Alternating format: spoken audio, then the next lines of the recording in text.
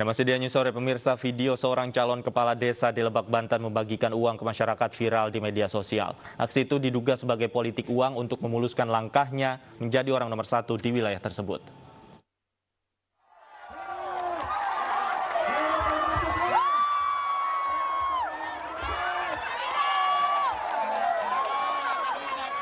Video seorang calon kepala desa membagikan uang ke masyarakat di Malingping Utara, Lebak, Banten viral di media sosial.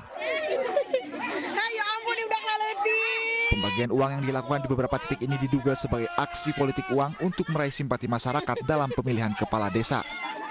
Padahal sebelumnya Pemda Lebak sudah mengumpulkan para calon kepala desa untuk tidak melakukan kecurangan saat proses pemilihan kepala desa yang akan digelar 24 Oktober 2021. Kepala Bidang Penyelenggara pun menyelesaikan aksi dugaan politik uang tersebut. Sebagai DPMD yang merasa prihatin dan merasa menyayangkan karena ya money politik sama-sama kita tahu itu satu perbuatan pencederaan terhadap proses demokrasi.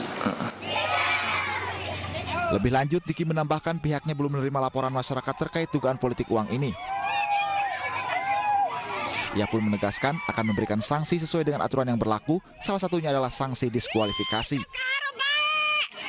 Dari Lebak, Banten, Iskandar Nasution, iNews melaporkan.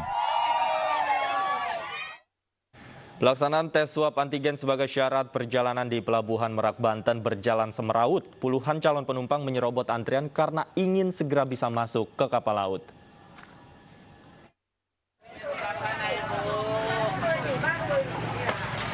Sejumlah penumpang ini menyerobot dan berkerumun agar segera dilayani swab tes antigen di posko drive-thru.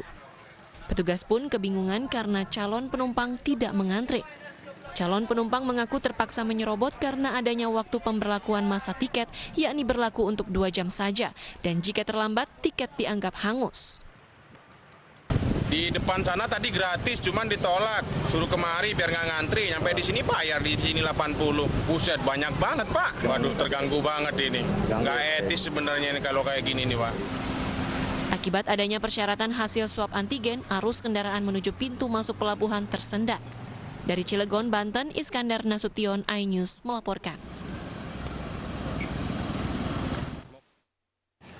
Aturan baru tentang penumpang pesawat harus menggunakan tes PCR menuai polemik. Bahkan anggota Komisi 10 DPR berpandangan kebijakan itu memihak pelaku bisnis PCR.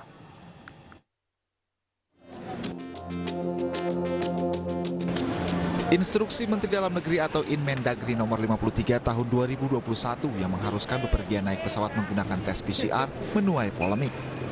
Hal ini terjadi lantaran kebijakan itu membingungkan masyarakat, terlebih saat ini kasus COVID-19 di Indonesia telah melandai. Anggota Komisi 5 DPR RI dari fraksi PKB, Neng EM Marhamah Zulfah, menolak syarat baru ini karena dinilai tidak efisien dan memberatkan masyarakat.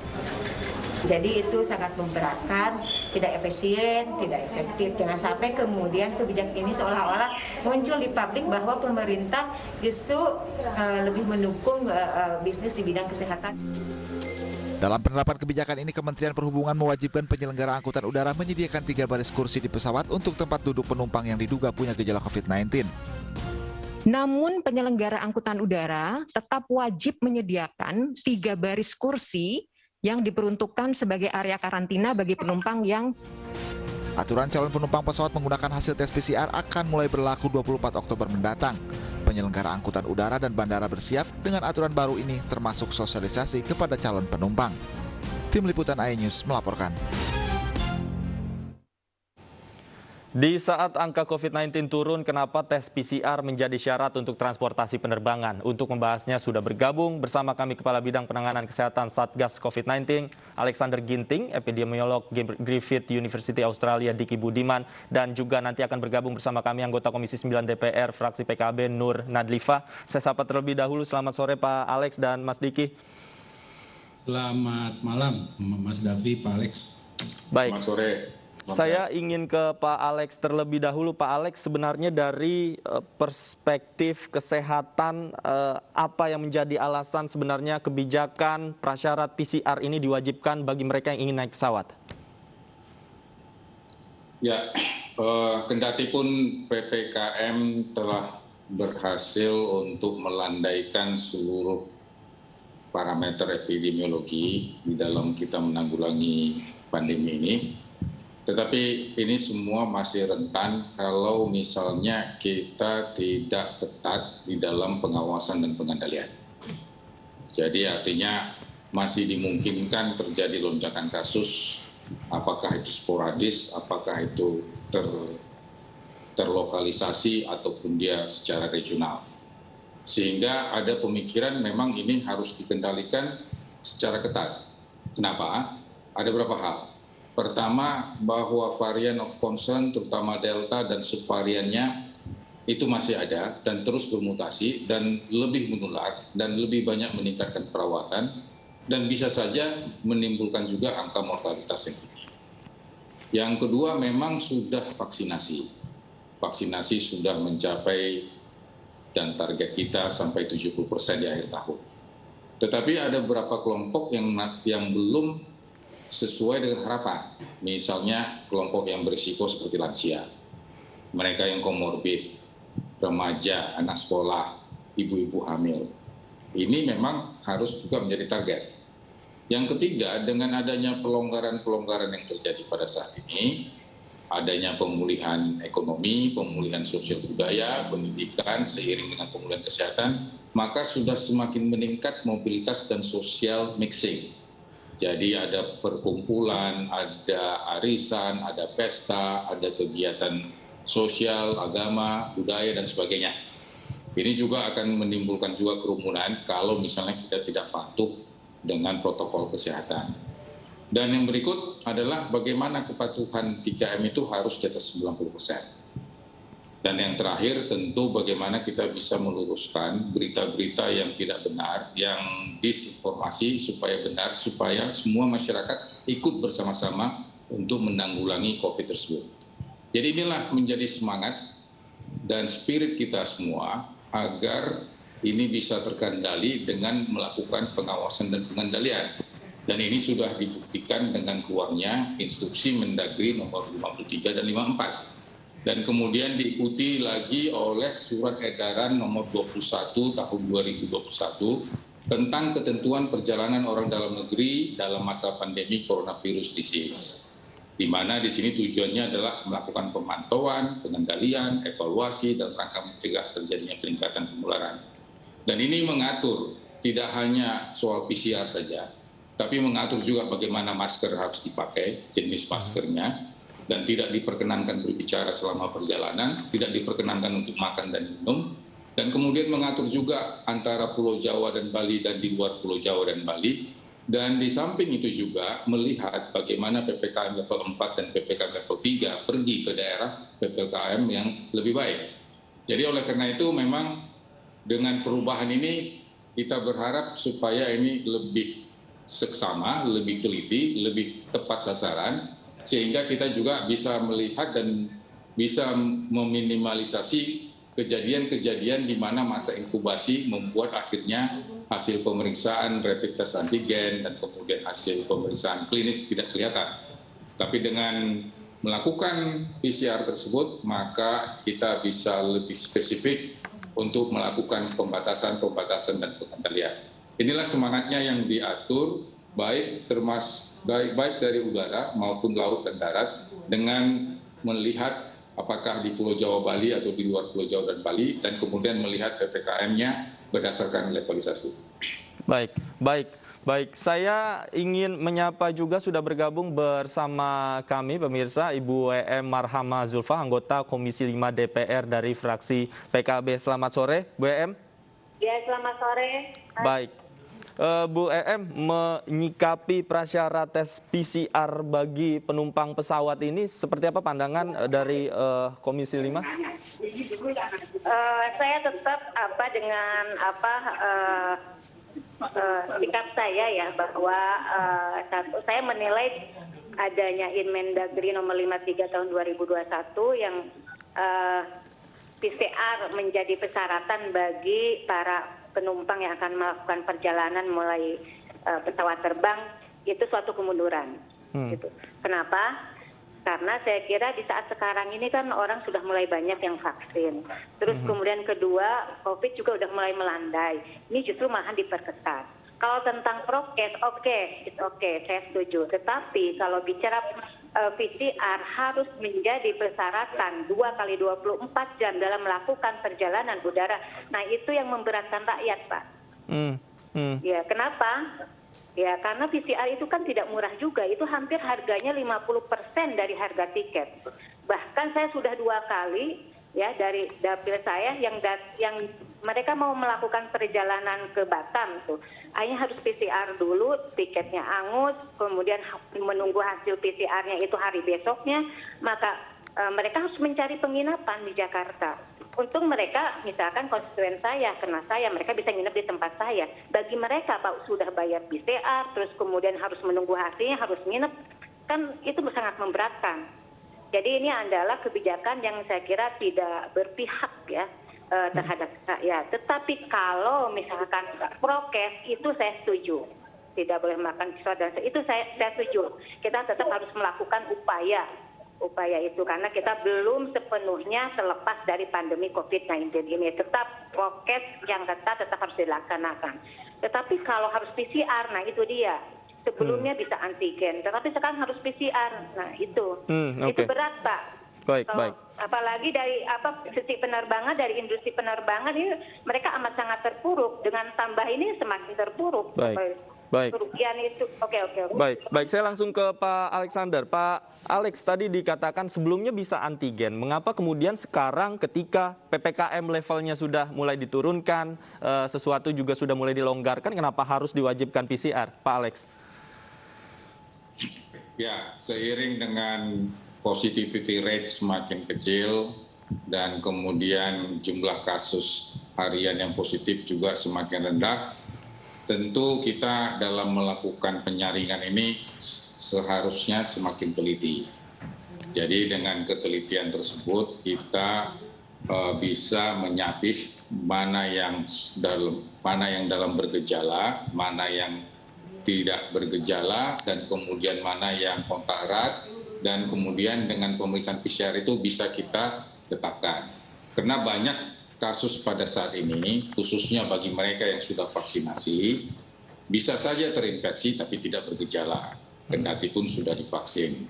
Oleh karena itu, dalam rangka melakukan pengawasan dan pengendalian infeksi, maka PCR menjadi salah satu modalitas untuk bisa mencegah transmisi, khususnya melalui penerbangan ataupun perjalanan udara yang saat ini sudah mulai meningkat. Jadi memang kita membatasi mobilitas, tetapi juga kita harus membatasi transmisi virus yang terjadi melalui penularan antara orang dengan orang. Baik, Pak Alex, mungkin pertanyaannya itu, kenapa hanya perjalanan udara saja yang diwajibkan PCR? Bagaimana dengan perjalanan laut, darat, dan transportasi yang lain? Seperti apa? Jadi seperti kita ketahui bahwa di dalam, khususnya di Bali dan Jawa, ini kan kita dilihat, kalau kita lihat di surat edaran tersebut, mengatur juga antara PPKM level 4 dan level 3. Di mana di situ ada kartu vaksin, ada surat keterangan negatif tes. Jadi tidak menyatakan bahwa orang yang sudah terproteksi itu berarti bebas dari infeksi. Jadi oleh karena itu, dengan pemeriksaan PCR ini, kita akan bisa membedakan mana orang yang OTG dan mana orang yang tidak ada kuman ataupun virus di dalam saluran nafasnya. Jadi inilah yang menjadi sasaran kita. Sehingga dengan demikian penularan di dalam perjalanan ataupun penularan yang membawa dari satu tempat ke tempat lain bisa kita batasi. Baik, intinya meminimalisir penularan pada saat perjalanan di dalam transportasi. Mbak EM, tanggapan Anda? Ya, jadi ini artinya ini sebenarnya aturan yang berubah, kebijakan yang berubah dalam penanganan COVID. Akhirnya masyarakat menjadi kurang percaya, Pak. Jadi akhirnya orang banyak yang bodoh itu ini kok jadi mereka menganggapnya kok ini jadi PCR-nya jadi kayak bisnis seperti itu. Padahal misalkan kalau kita bicara ada Ginos, itu kenapa itu tidak digunakan? Padahal itu produk Indonesia. Kalau Ginos mungkin itu harga terjangkau untuk masyarakat, tidak terlalu memberatkan. Ya itu mereka kayak ke hotel sekarang kan beberapa pakai Ginos itu mereka nyaman masyarakat juga karena terjangkau. Ini kan PCR itu yang harganya itu yang memberatkan itu yang bagi masyarakat dan juga merepotkan karena waktunya kan tidak langsung jadi hari itu juga, tidak bisa diketahui hari itu juga. Beda dengan Ginos kan beberapa detik atau menit.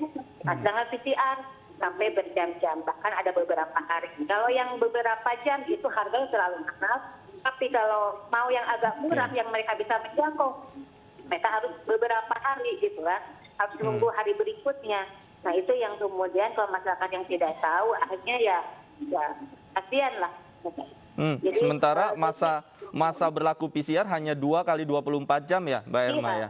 Iya, itu jadi oke, kita dengan kebijakan-kebijakan yang ada kita patut taat gitu kan. Tetapi harus juga kebijakan itu disertai dengan sesuatu yang bijaksana seperti itu.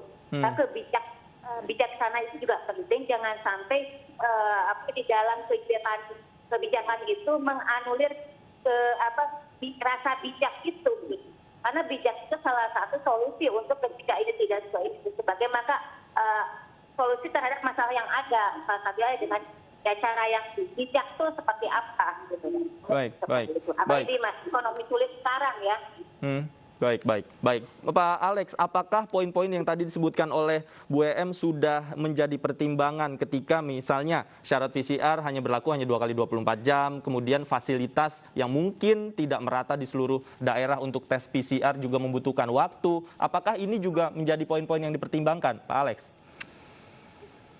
Ya, jadi untuk laboratorium PCR dalam rangka perjalanan ini sebenarnya sudah diatur dan sudah disupervisi dari kementerian teknis yang terkait, termasuk juga di dalam soal pengendalian harga pokok pelayanan ataupun harga mendasar di dalam rangka melakukan pelayanan PCR, termasuk juga untuk kesiapan laboratorium untuk menyiapkan hasil, di mana dengan waktu tunggu yang harus lebih pendek, dan juga di dalam penerimaan dan pemeriksaan ini bisa terakses dan terakselerasi di berbagai tempat yang harusnya sudah ada baik di kabupaten kota maupun di kota-kota di daerah aglomerasi. Oleh karena itu memang salah satu mungkin yang harus kita perbaiki adalah komunikasi dan sosialisasi kepada masyarakat tentang persyaratan-persyaratan di dalam penerbangan di masa kita PPKM di level 321 ini. Jadi oleh karena itu komunikasi ini yang mungkin harus kita sampaikan, termasuk komunikasi risiko dan bagaimana kita juga di dalam melakukan perjalanan memang kita harus bersiap. Sama halnya dengan seperti yang kita lihat tadi waktu orang antri untuk rapid test antigen sementara dia mau menyeberang dengan ferry. Artinya pada saat ini orang harus menyiapkan dan mengalokasikan waktu untuk pemeriksaan dalam rangka kelengkapan dan persyaratan untuk perjalanan. Baik. Dan oleh karena itu juga memang di dalam surat edaran itu juga dikatakan bahwa semua wajib juga menggunakan aplikasi Peduli Lindungi. Jadi kalau kita membuka aplikasi Peduli Lindungi, di situ juga banyak persyaratan-persyaratan yang juga dibuka dan kemudian diajukan tentang bagaimana kita mau melakukan testing, apakah melalui persiapan untuk menuju bandara ataupun menuju pelabuhan laut. Baik. Saya ke Mas Diki. Mas Diki, bagaimana kemudian idealnya sebuah persyaratan bagi perjalanan udara, laut, dan juga darat ini memang ditentukan pada saat penurunan PPKM seperti sekarang? Ya, sebetulnya yang harus pertama dilihat adalah potensi penularannya. Ya, kalau pesawat itu kecil sekali, bahkan kalau nggak usah bicara masa sudah ada vaksin, bahkan nggak usah bicara ada testing, hanya memakai masker saja itu sudah di bawah 1%. Disiplin aja pakai masker bahkan tidak terjadi perjalanan. Jadi waktu pertama pandemi terjadi, perjalanan terjauh itu dari China ke Kanada, itu nggak ada yang terinfeksi. Bahkan pada saat di pesawat itu sudah ada setidaknya 1 atau 2 orang, saya lupa, ada dalam jurnal bahwa mereka terinfeksi. Itu dari Wuhan. Nah, itu menunjukkan bahwa situasi pesawat dengan sirkulasi yang dalam 1 jam tuh putaran sirkulasi itu 20 kali. Itu yang membuat kenapa pesawat itu sangat kecil memang. Klaster pesawat tuh tercatat sejauh ini hanya 2 yang resmi. Itu yang pertama yang dari Italia dan termasuk yang ada dari Sydney ke Perth atau mana. Nah itu karena apa? Nggak pakai masker masalahnya. Jadi kembali ke protokol kesehatan yang memang, dan saat itu kan belum juga bicara vaksin. Nah saat ini dengan sudah ada vaksin, orang sudah ada protokol, termasuk bahwa rapid test antigen itu kan sebetulnya sudah sangat cukup memadai selain harganya murah. Ya. Saat ini harga rapid test antigen itu sudah ada yang $4, $3, bahkan $2 kalau di India. Ya, artinya 20-30 ribu ya. Kenapa saya nggak menyebut Genos? Karena belum ada jurnal atau buktinya dan itu berbahaya tentu kalau belum ada rekomendasinya. Nah, artinya yang sebelumnya itu sudah cukup efektif, instruksi yang sebelumnya gitu. Tinggal diperketat saja kriteria bahwa orang itu sudah divaksin, orang itu juga tidak bergejala dan tidak dalam daftar kontak. Sebetulnya itu. Jadi dan ini pun kan bisa berlaku bukan hanya untuk pesawat. Artinya karena urutannya itu pesawat itu paling aman dalam moda transportasi dalam situasi pandemi. Pesawat itu paling aman. Itu sudah tidak terbantahkan gitu. Jadi antigen masih relevan digunakan untuk syarat penerbangan? Sangat sangat relevan. Sangat relevan ya, tidak perlu PCR karena potensi penularannya juga tadi Anda sebutkan kecil ya. Saya tidak melihat ada urgensi menggunakan PCR, apalagi dalam negeri ya.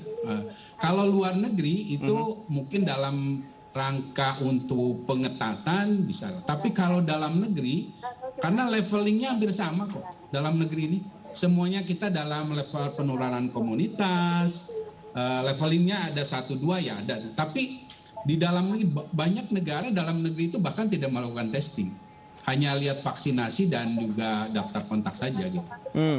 Jadi menurut saya kalaupun kita Indonesia yang sebelumnya instruksi Mendagri yang sebelumnya sebetulnya udah relevan karena bicara strategi juga bicara selain efektif, cost efektif ya seperti tadi Bu M menyampaikan itu cost efektif dan juga sustain Mas Davi. Sustain itu ya karena orang bisa gampang, mudah, jadi dan semua win-win solution lah ya. Jadi bisa terus dijaga, dilakukan, semua disiplin, patuh pada aturan. Baik.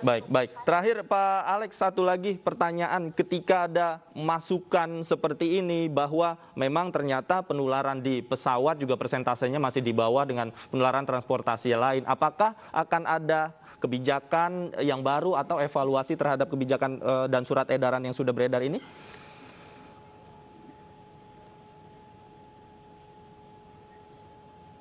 Pak Alex, silakan. Ya, bagi regulator, setiap ada SOP, setiap ada ketentuan-ketentuan, tetap itu akan dilakukan evaluasi.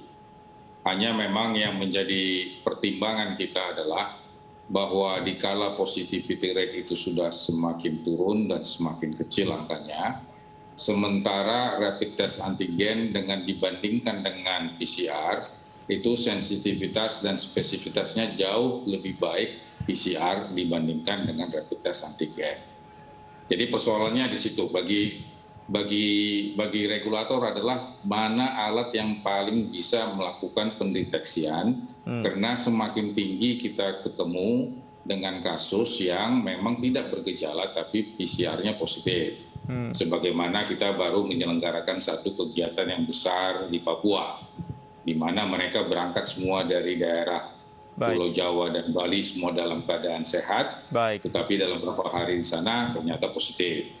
Jadi ini menjadi pertimbangan kita, karena ada pergerakan manusia yang cukup tinggi dan cukup besar, sehingga inilah yang harus dijaga. Tapi pemerintah tetap terbuka untuk melakukan evaluasi dan melakukan penilaian sehingga ini terus dinamikanya tetap bisa direspons.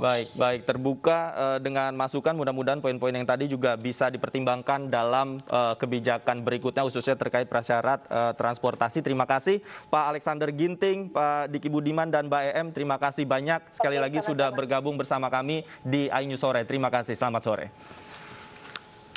Pemirsa, setelah kabur dari karantina, Rahel V-nya kembali jadi sorotan karena plat nomor mobil Rahel diduga menyalahi aturan. iNews Sore segera kembali, tetaplah bersama kami.